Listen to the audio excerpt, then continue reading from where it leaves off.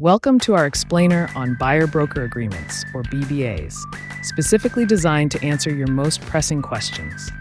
Whether you're a buyer, agent, or broker, it's essential to understand how BBAs work and what is required. First up, who needs to sign the buyer-broker agreement? In Florida, both the agent and the broker do not necessarily have to sign. Siven Premier Real Estate does not require a broker's signature when an agent's signature is present. Stellar MLS will not hold a copy of the BBA for their records. However, if it's reported that an agent is showing properties without one, they must provide the agreement within 1 business day. Non-compliance could lead to a Level 3 fine, which may be upward to $1,500.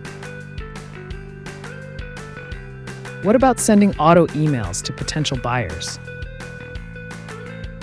Good news, no BBA is required before sending these emails.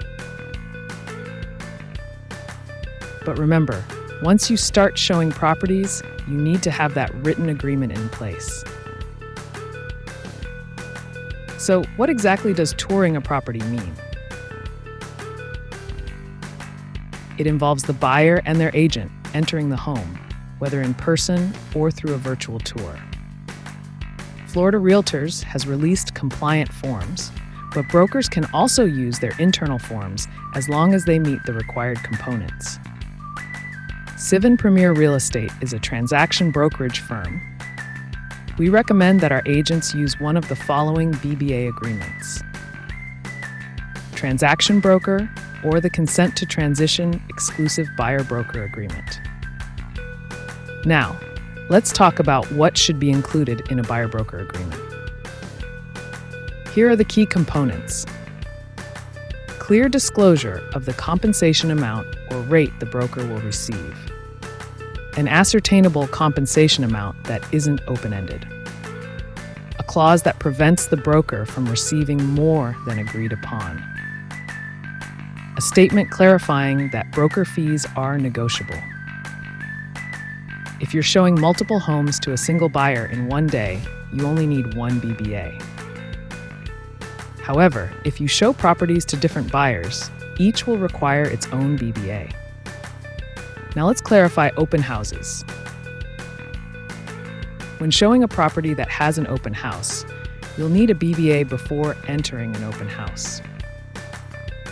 However, if you're hosting an open house for someone else's listing, no BBA is required for unrepresented buyers. What if a seller offers a higher compensation than what's stated in the BBA? To amend the existing agreement, the agent must have that conversation with their buyer and amend the agreement, or uphold what's already in place. Negotiations.